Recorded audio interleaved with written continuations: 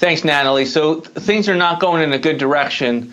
There is not an agreement yet, but the agreement is trending in the wrong direction. And this is clearly the pound the tables moment for those of us who want to use the debt limit as an opportunity to crush the bureaucracy, because that's not what we're going to get.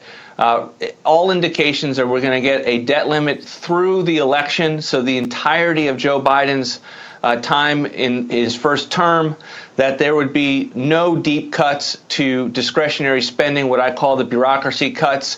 Kevin McCarthy has had a negotiating line, a messaging line of we have to spend less than last year. Well, my guess is that's going to end up being very close to a freeze and nothing more. We hear nothing about repeal of the energy credits that are so crucial towards furthering their Green New Deal, and that the House has tried to strip so that we can protect the energy grid over the next decades that's going overwhelmingly towards renewables and ruining our energy situation here in this country. And they're going to talk about work requirements, but Joe Biden has already said that Medicaid's not a part of the work requirements, so they have been weakened.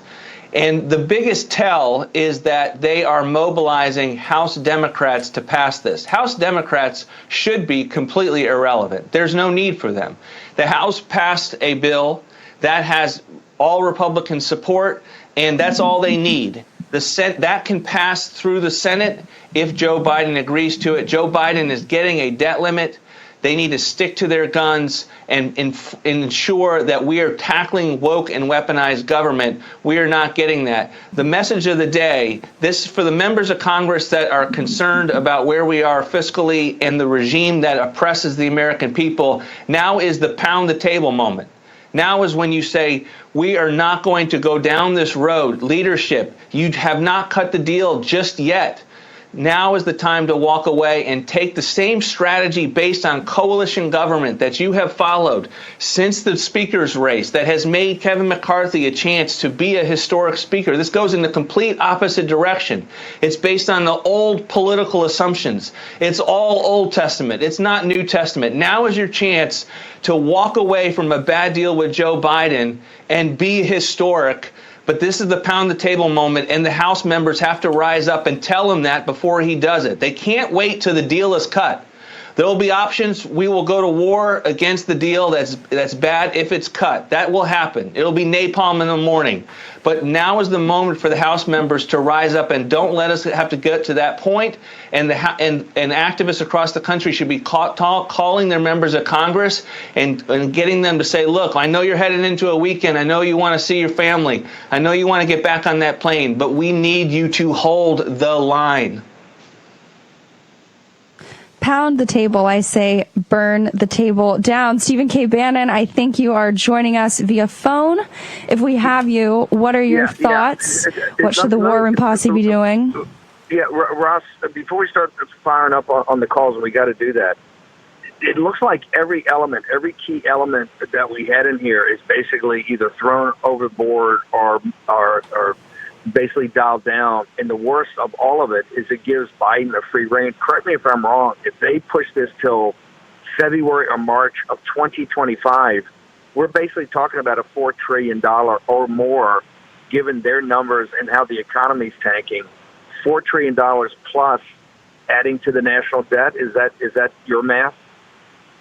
Yeah, somewhere in that vicinity. You know, you get $1.5 trillion. It gave them a 1 year. You double that. That's a $3 trillion. So in between $3 and $4 trillion of the magnitude. And it's going to be really hard to come to the point where they're getting anywhere near the savings that meets those kinds of levels. And just to give you a sense, what are the cuts?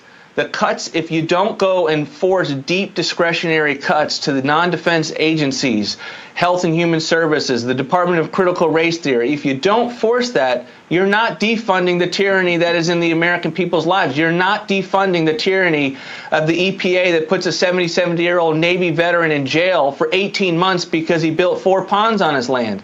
If you don't defund tyranny, you're doing nothing to go against this regime, and you're giving him a lifeline for 2 years as opposed to preserving your leverage points and ensuring that they can be used at every opportunity to interpose with this federal government and this regime. So look, the hour right now, we still have time. But Kevin McCarthy has to listen to his members, and the members have to rise up and pound the tables, hold the line. Okay, I think we got our marching orders. By the way, just last thing, who around McCarthy? Why is McCarthy caving? All the polling shows that we're going in the right directions. They've released some cash flow today that shows we're going in the right direction. We've got the wind to our back, everything. Why is McCarthy, who around him is cratering here to the cartel? If I had to guess, it would be Patrick McHenry, who's been part of the negotiating team as the head of the Financial Services Committee. You know, the paradigm that we have not gotten them to change, to think differently about, Stephen, is the reality that June 1st is not a real deadline. And so there is not a desire to get past to June 2nd or June 3rd. Never mind that June 15th is coming, all sorts of corporate tax revenues that are coming in.